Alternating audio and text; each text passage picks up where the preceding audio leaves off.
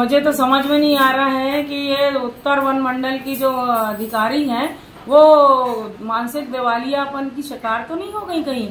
उनके पति जो दक्षिण वन मंडल के अधिकारी हैं अधर गुप्ता, उनका जो क्रियाकलाप है, जो उनका कार्य करने का तरीका है, सभी जानते हैं कि कितना लापरवाह अधिकारी हैं और किस तरह से वो काम कर रहे हैं। और उनके कार्य प्रणाली जो सही नहीं है उसके कारण उसका भुगतान आम जनता भुगत रही है। पूरे फॉरेस्ट विभाग में पूरी हाहाकार मचा के रखे हैं दोनों पति पत्नी ने। और अभी आप जैसा जानते हैं कि दक्षिण वन मंडल क्षेत्र में सोनेवानी के इलाके में एक मादा बाघ की मौत हुई और संदेहास्पद परिस्थिति में मादा बाघ की मृत्यु हुई और ये मामला काफी बड़े स्तर पर उठा। और जो वन प्राणी प्रेमी जो के लोग हैं, हमारे भाई लोग, उन्होंने इस मामले को बहुत बारीकी से उठाया। उसके लिए मैं उनका धन्यवाद देना चाहूंगी।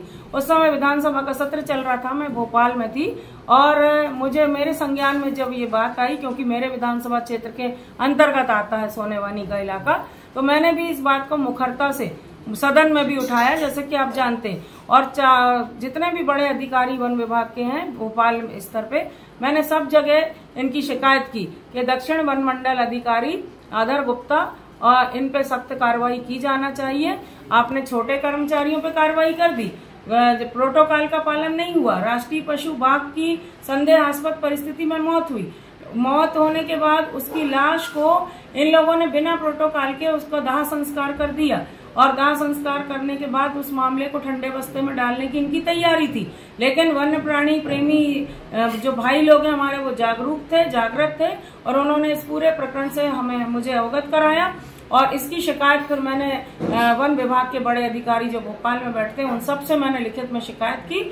और मेरा ये कहना है कि छोटे कर्मचारियों पे, जो चौकीदार बेचारे गरीब लोग हैं, उन पे तो आपने कार्रवाई कर ली, उनको आपने गिरफ्तार करके जेल में डाल दिया, लेकिन आपका बीट गार्ड अभी तक फरारी में है, डिप्टी रेंजर अभी तक फरार है, रेंजर पे आज तक कोई कार्रवाई नहीं हुई, डीएफओ अधर गुप्ता पे कोई कार्रवाई नहीं हुई। तो ये जब मामला जब ज्यादा बढ़ने लगा, ज्यादा उठने लगा, और डीएफओ जो अधर गुप्ता, उनका सस्पेंड होना तय है निश्चित रूप से, क्योंकि एसटीएफ की जांच चल रही है और जांच टीम में ये बात खुल के स्पष्ट रूप से आएगी, मुझे विश्वास है। तो ये चारों तरफ से घिर गए हैं, तो दोनों पति पत्नी को लग रहा है कि अब मुझे किस तरह से वो लोग मेरे को डोमिनेट करें या मेरी आवाज को दबाने का काम करें। इसलिए ये बहुत ही ओछी, हल्की और घटिया मानसिकता का परिचय नेहा श्रीवास्तव डीएफओ ने दिया है। मैं ये कहना चाहती हूँ कि ये आचरण जो है आपका सिविल सेवा सर्विस के अंतर्गत नहीं आता। ये बहुत शर्मनाक बात है। आप किस पे आरोप लगा रहे हैं? विधायक पे, जो जनता के द्वारा निर्वाचित है, 2.5 लाख जनता का जो प्रतिनिधित्व करता है, जो जनहित की बात सड़क से लेकर सदन तक उठा रहा है, उसमें आप आरोप लगा रहे हैं, और वो भी अनर्गल आरोप लगा रहे हैं। नेहा श्रीवास्तव को मैं किसी भी कीमत पे बर्दाश्त उनके इस आरोप को नहीं करूंगी और मैं हाई कोर्ट में इनके खिलाफ मानहानि का मुकदमा दायर करूंगी।